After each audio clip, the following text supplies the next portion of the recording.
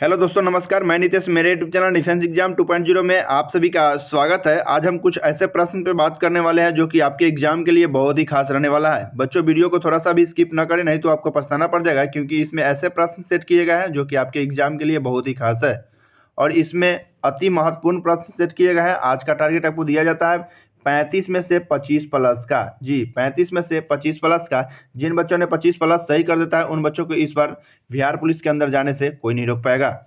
और अभी तक जिन बच्चों ने डिफेंस एग्जाम 2.0 को सब्सक्राइब नहीं किया है तो जाकर के सब्सक्राइब और बेल आइकन को जरूर दबा लीजिएगा। इससे होता है कि जब भी हम वीडियो अपलोड करेंगे सबसे पहले नोटिफिकेशन आपको जाए।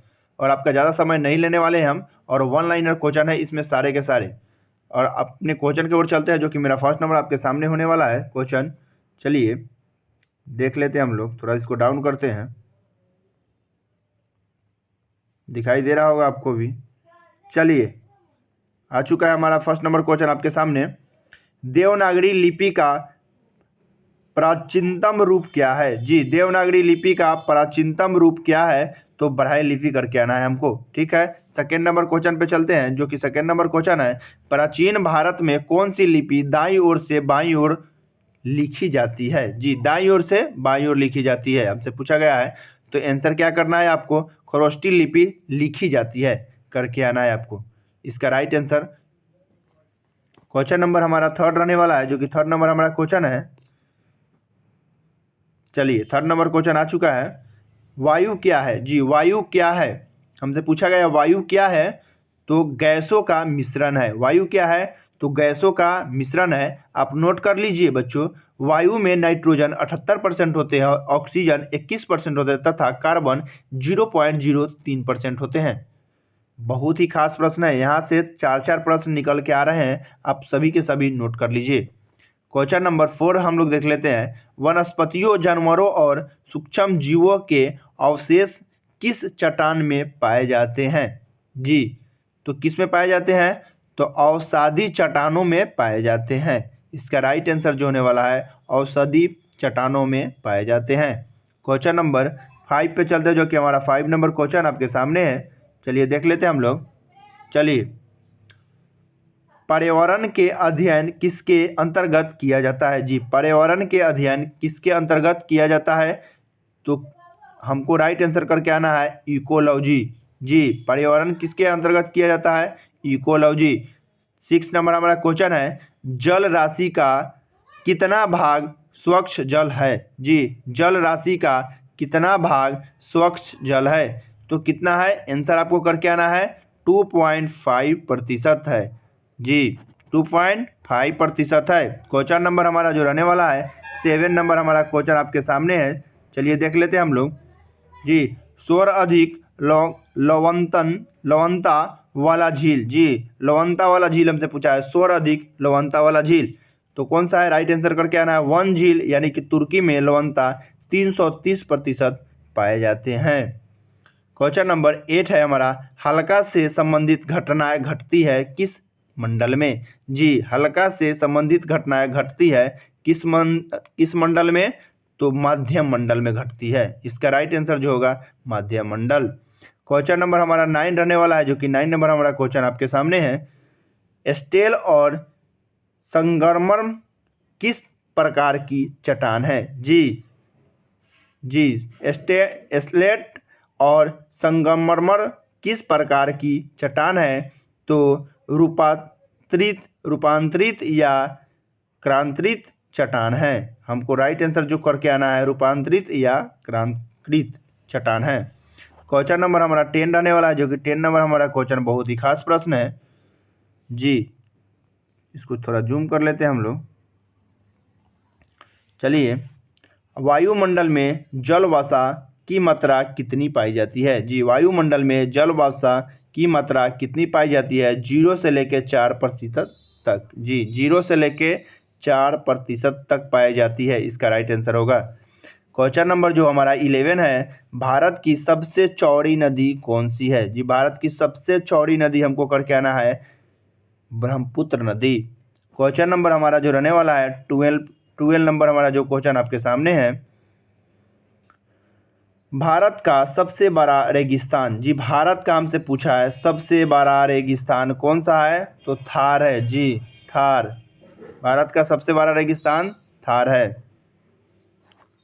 क्वेश्चन नंबर हमारा जो रहने वाला है 13 नंबर हमारा क्वेश्चन है, क्षेत्रफल की दृष्टि से भारत का सबसे बड़ा राज्य कौन सा है। जी, क्षेत्रफल से हमसे पूछा गया है तो राजस्थान करके आना है, और जनसंख्या से पूछे तो उत्तर प्रदेश करके आना है। जी, उत्तर प्रदेश करके आना है आपको।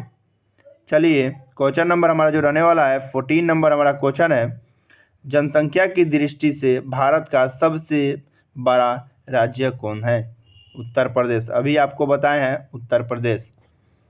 क्वेश्चन नंबर हमारा जो रहने वाला है 15 नंबर हमारा क्वेश्चन है, क्षेत्रफल की दृष्टि से भारत का सबसे छोटा राज्य कौन सा है। जी, क्षेत्रफल के दृष्टि से गोवा करके आना है हमको। जी, इसका क्षेत्रफल की दृष्टि से करके आना है गोवा हमको, ठीक है। और जनसंख्या की दृष्टि से सबसे छोटा राज्य कौन सा है, तो सिक्किम करके आना है। बहुत ही खास प्रश्न है, सभी के सभी कॉपी में नोट करते चले जो क्वेश्चन आपको ना आता हो। जनसंख्या की दृष्टि से भारत का सबसे छोटा राज्य कौन सा है, तो सिक्किम है। और 17 नंबर है, भारत का सबसे बड़ा प्राकृतिक बंदरगाह कहाँ है। जी, कहाँ है, कौन है, तो मुंबई है। जी, प्राकृतिक बंदरगाह सबसे बड़ा तो मुंबई करके आना है। क्वेश्चन नंबर हमारा जो रहने वाला है 18 नंबर हमारा क्वेश्चन है। चलिए, भारत की सबसे ऊंची चोटी का नाम क्या है। भारत की सबसे ऊंची चोटी भारत की हमसे पूछा गया है, कौन सा होगा, K2 यानी गाडविन ऑस्टिन। जी, यहाँ भारत के पूछा है, देश पूछ लेता तो माउंट एवरेस्ट जो कि नेपाल में है करके आना है। और 19 नंबर है, भारत का सबसे बड़ा जिला कौन सा है, तो कच्छ गुजरात में है। सबसे बड़ा जिला जो है कच्छ गुजरात। क्वेश्चन नंबर हमारा जो रहने वाला है 20 नंबर हमारा क्वेश्चन आपके सामने है, भारत का सबसे लंबा समुद्र तट का नाम क्या है। भारत का सबसे लंबा समुद्र तट का नाम क्या है, तो मरीना बीच चेन्नई। जी, मरीना बीच चेन्नई। भारत का सबसे लंबा समुद्र तट का नाम है मरीना बीच चेन्नई, राइट आंसर होगा।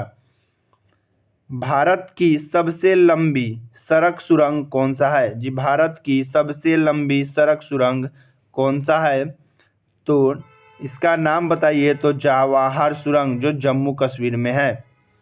क्वेश्चन नंबर हमारा जो रहने वाला है 22 नंबर हमारा क्वेश्चन है आपके सामने है। चलिए, भारत को श्रीलंका से अलग करता है वह कौन सा जल मरल एवं खाड़ी है। जी,